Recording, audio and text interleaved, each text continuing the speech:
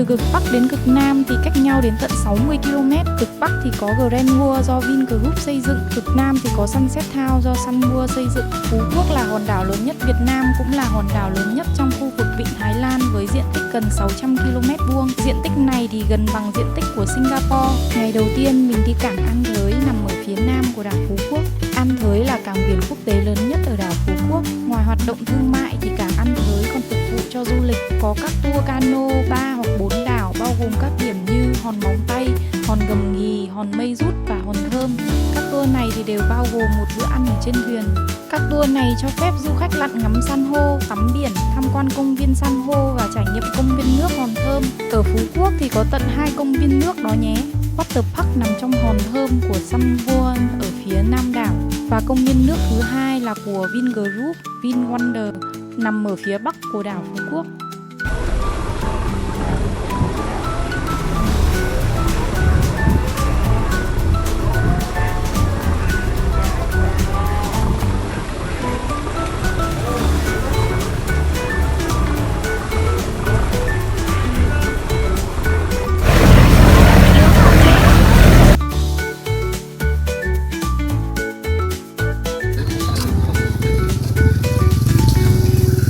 Chó Phú Quốc là một trong tứ đại quốc khuyển của Việt Nam với đặc trưng là các xoáy dọc sống lưng.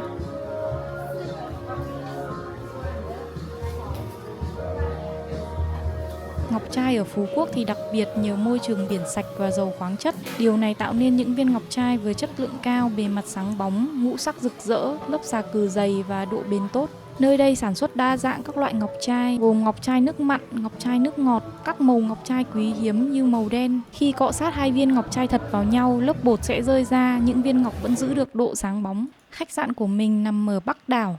Sau khi check-in phòng xong thì mình đi xe điện ra bãi tắm của khách sạn. Bãi tắm ở khu khách sạn thì khá là yên tĩnh.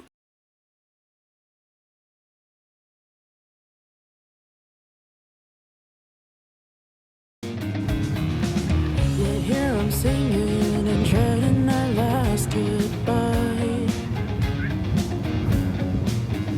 'cause I don't wanna care for you when I overestimate the way you do, and I don't wanna care for anything you do. You say we'll have a good time, but you fail to realize that I'm hoping to get you off my mind. I hope you have a good life, one that's separate from mine, 'cause I don't wanna be.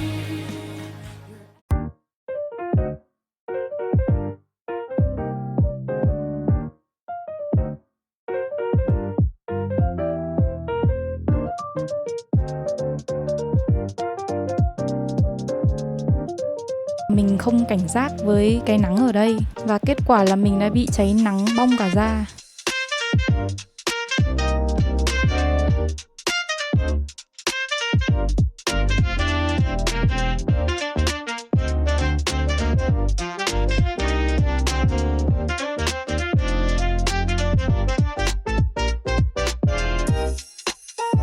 Sau một ngày căng thẳng thì bơi thư giãn là một hoạt động tuyệt vời. Thả nổi người thư giãn trên nước cũng là một phần của quá trình phục hồi chức năng sau chấn thương, làm giảm áp lực lên cơ thể, cải thiện tuần hoàn máu, thư giãn, giảm đau và giảm căng thẳng. Hơn nữa nó còn giúp tăng cường sự linh hoạt và phạm vi chuyển động của các khớp. Khi mà muốn giảm cân thì mình sẽ bơi bướm hoặc là bơi sải với cường độ cao. Lâu rồi không bơi, với cả đi cả ngày cũng mệt rồi ý, nên là mình chỉ bơi ếch nhẹ nhàng thôi.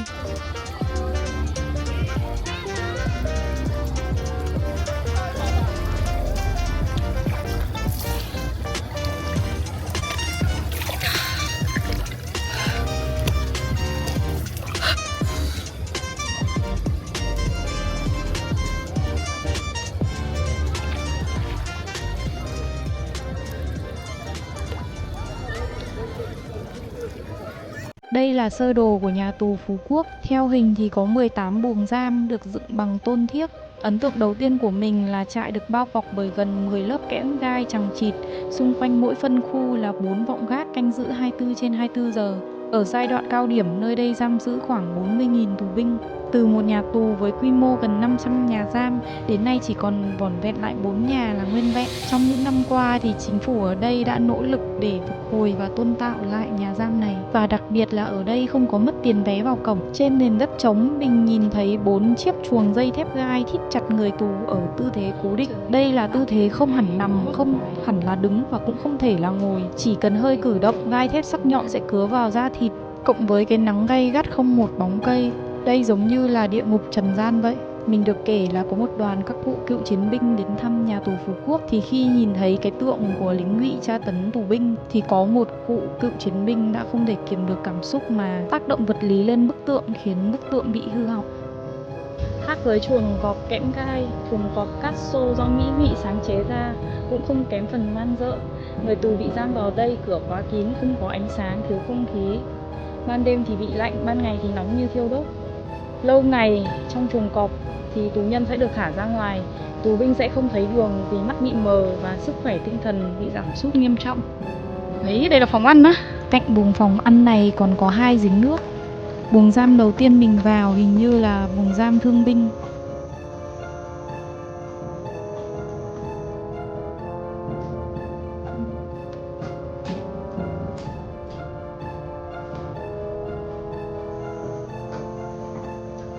Trời.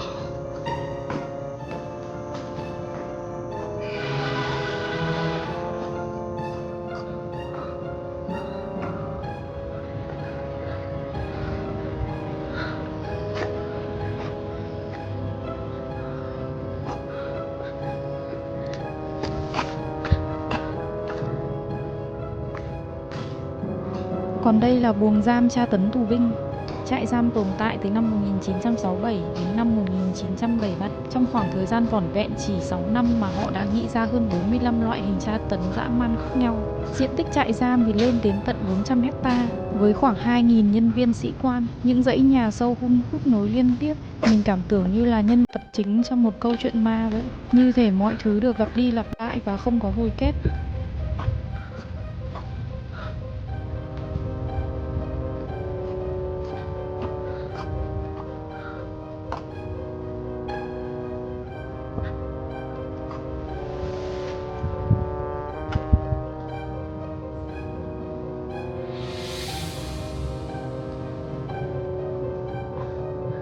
Đấy, chỗ này được chơi đàn này.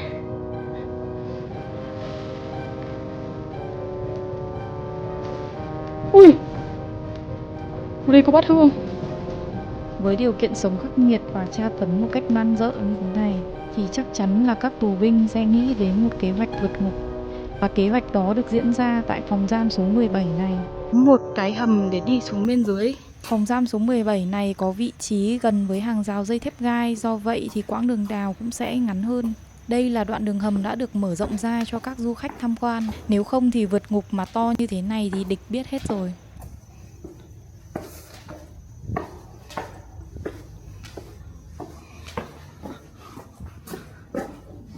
Wow, đây là miêu tả lại các chiến sĩ đang đào hầm.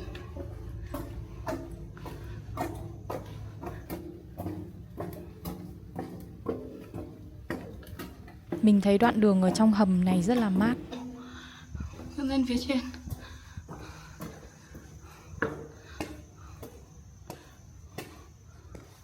Ui. Nhìn nào sao? Rất thích mình. Bên kia của hàng rào chính là trại giam. Tù nhân khi thoát qua đây thì được coi là vượt ngục thành công rồi.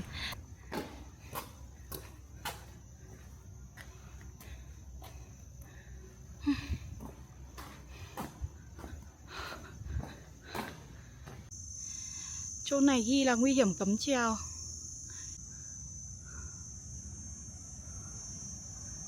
Đây là phía bên ngoài của nhà tù Phú Quốc rồi. I promise that'll never work. I'll try too long, you'll get hurt. And I'll don't think that'll ever work. I've seen a lot of yous round here before. Just get used to me. Thị trấn Hoàng Hôn, nơi được mệnh danh là địa Trung Hải của Việt Nam. I did not bust in this bitch to sit down, sit down, sit down. I used to try Bậc thang như thế này cũng có mấy tầng. Before my ideas got way too loud. So remind me why you're stupid. Remind me what I'm doing is not good enough to try today. Just might as well just fly away.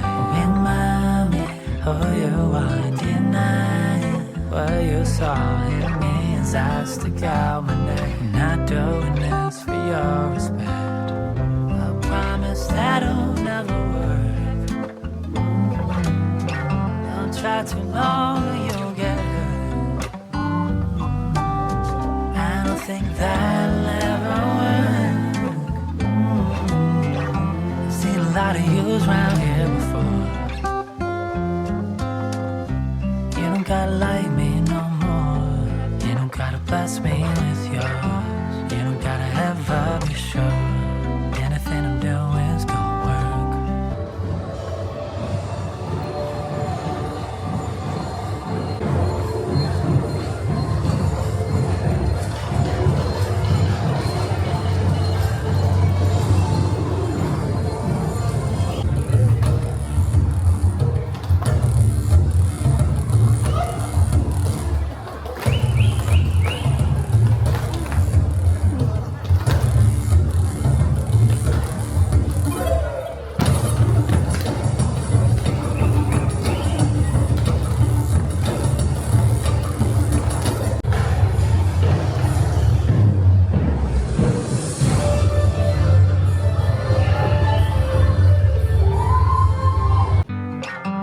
Try too long or you'll get hurt.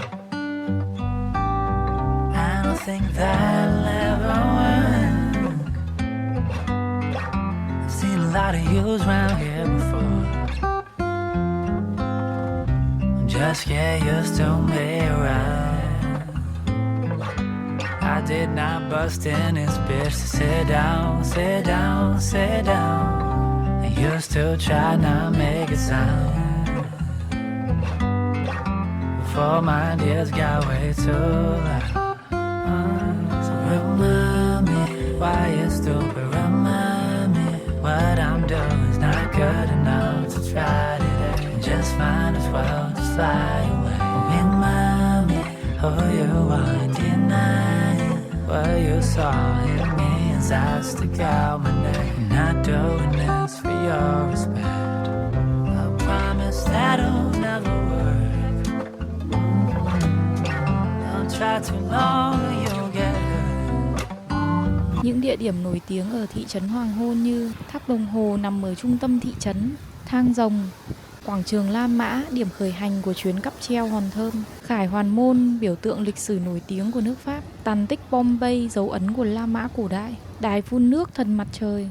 Và địa điểm nổi tiếng nhất của thị trấn Hoàng Hôn chính là cầu hôn. Đây là công trình do kiến trúc sư nổi tiếng người Ý Marco Casamonti thiết kế. Cùng với các công trình kiến trúc khác nổi tiếng trên thế giới do ông thiết kế, thì cầu hôn cũng là một tác phẩm nghệ thuật có thể sánh ngang tầm thế giới. Cầu hôn ở Phú Quốc thì lấy cảm hứng từ câu chuyện tình yêu của Ngưu Lang và Trúc Nữ. Cầu hôn có hai đầu không nối liền, biểu tượng cho sự chia cách của Ngưu Lang và Trúc Nữ chỉ gặp nhau một lần trong năm vào dịp thất tịch ngày mùng 7 tháng 7 âm lịch. Ở trên mỗi bên nhánh cầu thì có một quán cà phê. Ở trên lan căn cầu thì có những thông điệp bằng nhiều thứ tiếng khác nhau.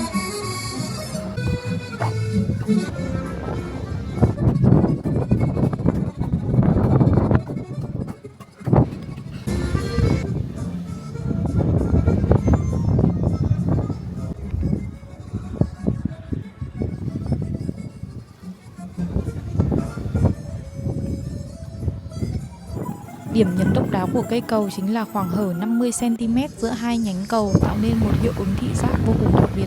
Bãi biển ở thị trấn Hoàng Hôn này sẽ có một vài cái thuyền của tư nhân neo đậu.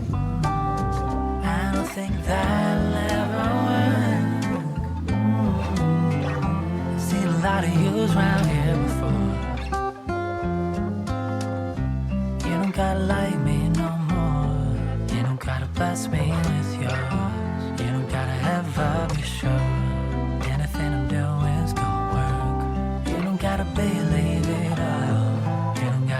for me, no. You don't gotta stay with me, no. Get up off the train while I go. You don't gotta like me no more. You don't gotta bless me with yours. You don't gotta ever be sure anything I'm doing's gonna work. You don't gotta believe it all. You don't gotta be for me more. You don't gotta stay with me, no. Get up off the train while I go. I promise that it'll never work. Buổi trưa mình đến làng chài Hàm Ninh nằm ở phía đông của đảo Phú Quốc. Làng chài Hàm Ninh chỉ cách sân bay Phú Quốc nằm ở phía tây của đảo chỉ 8 km. Làng chài Hàm Ninh được biết đến là nơi cung cấp nguồn hải sản chính cho cả thành phố Phú Quốc. Làng chài Hàm Ninh này có một cây cầu cảng dài 1 km. Ngày xưa thì tàu thuyền vào đây rất là tấp nập. Ở làng chài Hàm Ninh này thì nổi tiếng về món ghẹ thì rất là ngon.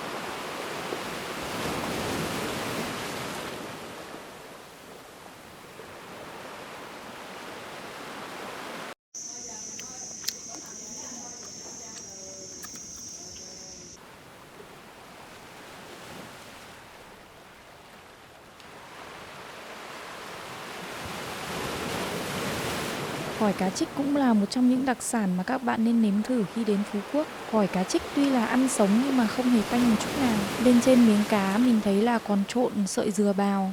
Cuốn ăn cùng với bánh đa nem và rau sống. Không thì cũng có thể chấm trực tiếp miếng cá với nước sốt để ăn.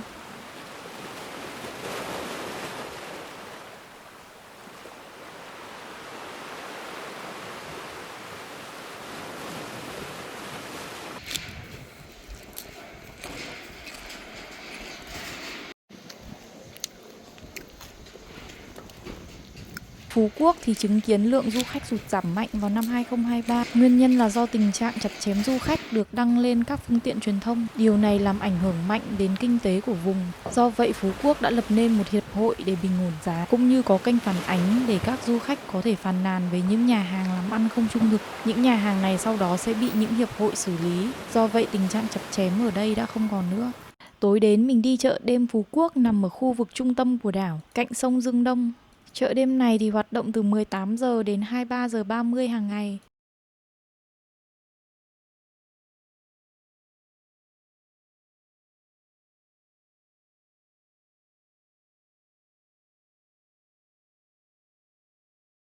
Ngoài đặc sản là cá khô đông lạnh thì đến với chợ đêm Phú Quốc còn có thể thưởng thức món mực nhảy. Chính là ăn con mực còn sống chấm vào nước sốt ở trong cái cốc.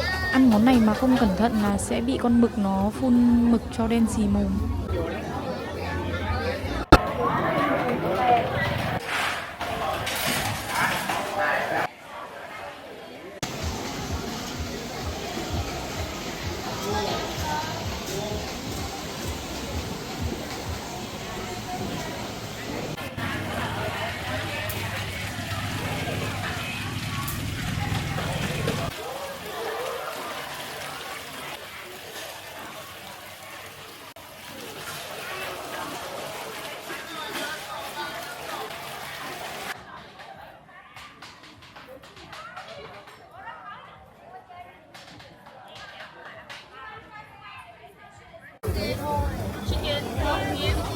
Crocodile.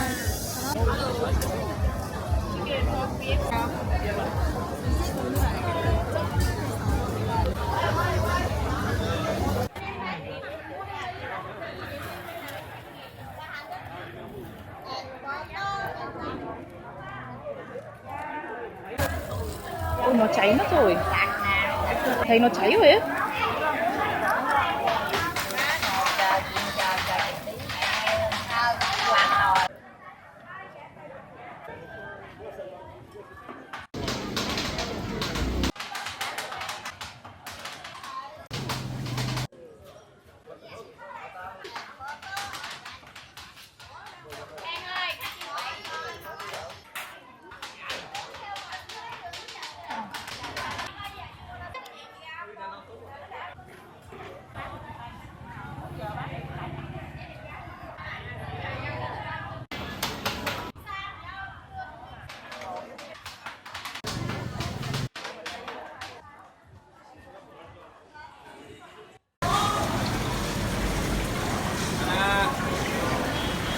Khi ăn ở quán mình có thể được xem biểu diễn nghệ thuật của các nghệ sĩ đường phố.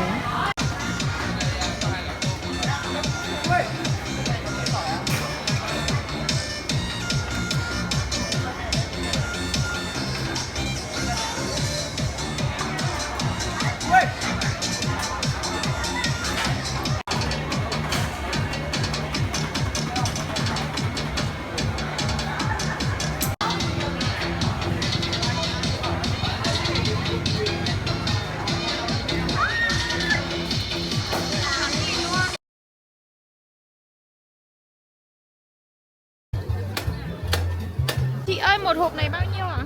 30.000 một phần em. Đây là bánh không tốt. Thế còn đây là lẫn lộn ạ? Đúng rồi, thằng trắng đủ. Đây là bánh chuối, đây bánh da lợn. Đây là bánh... Chỗ này đều là bột báng hết ạ. Mình rất thích ăn bánh miền Tây lẫn lộn chấm với nước cốt dừa như thế này. Mấy lần vào Sài Gòn mình cũng ăn liền mấy cốc như thế này.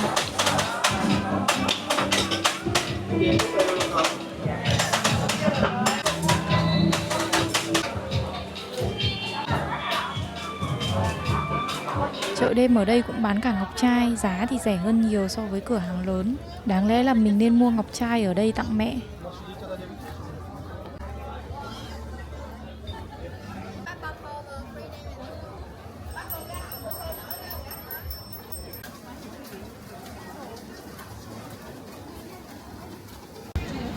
Cặp tóc hình sò biển xinh quá nè.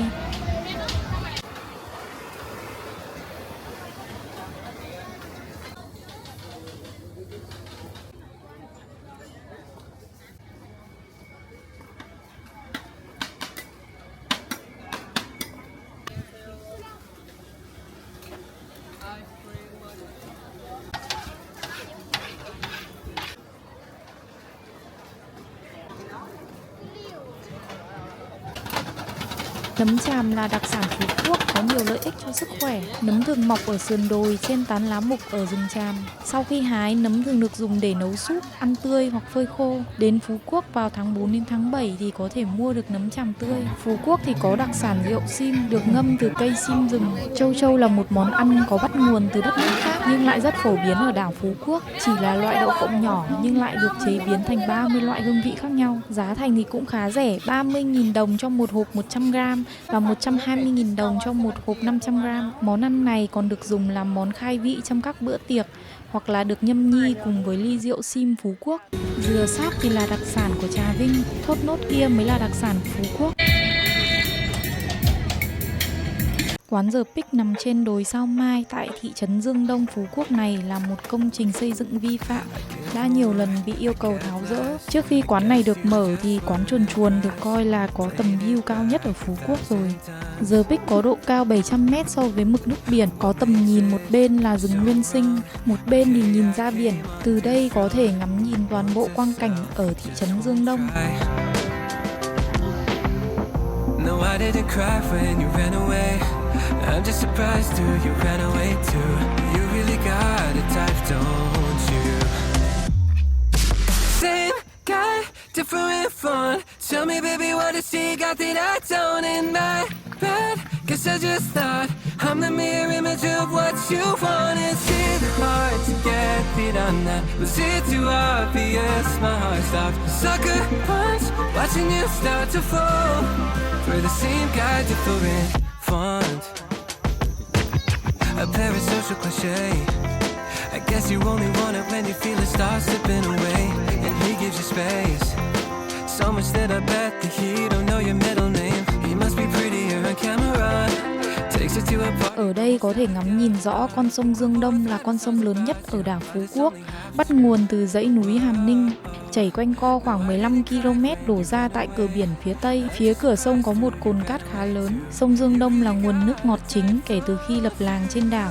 Điều này làm cho Phú Quốc trở thành một hòn đảo độc lập, không giống như Singapore không có nguồn nước ngọt tự nhiên, phải nhập khẩu nước từ đất liền, cũng như thu gom và tái chế nước thải, tích trữ nước mưa và phát triển những phương pháp khử mặn để đảm bảo nhu cầu sống và nền kinh tế cho người dân. Sông Dương Đông cũng là nơi kín gió cho thuyền tránh bão nghỉ ngơi, mang đặc tính của dòng sông chảy từ núi về biển dòng sông Dương Đông đều có những đặc tính của vùng nước mặn miền Tây. Do vậy, những người di cư từ đất liền vào đảo cũng có thể tìm thấy sự quen thuộc ở đảo Phú Quốc. Ở Dương Đông, ngoài nghề đánh bắt hải sản thì còn có nghề lên rừng là thượng nguồn dòng Dương Đông. Từ con sông Dương Đông, chính quyền địa phương đã tạo ra hồ Dương Đông, được hoàn thành vào năm 2003. Grand World Phú Quốc là một điểm mang đậm phong cách châu Âu với dòng sông Venice của Ý. Ở đây cho đi thuyền vào khoảng thời gian từ 9 giờ đến 20 giờ 30. Tại đây còn có casino đầu tiên và duy nhất ở Việt Nam cho phép người Việt được vào chơi, được áp dụng cho người Việt từ 21 tuổi trở lên và người nước ngoài từ 18 tuổi. Time would stop so we would last forever. 'Cause I don't know if the last time will be tonight. I knew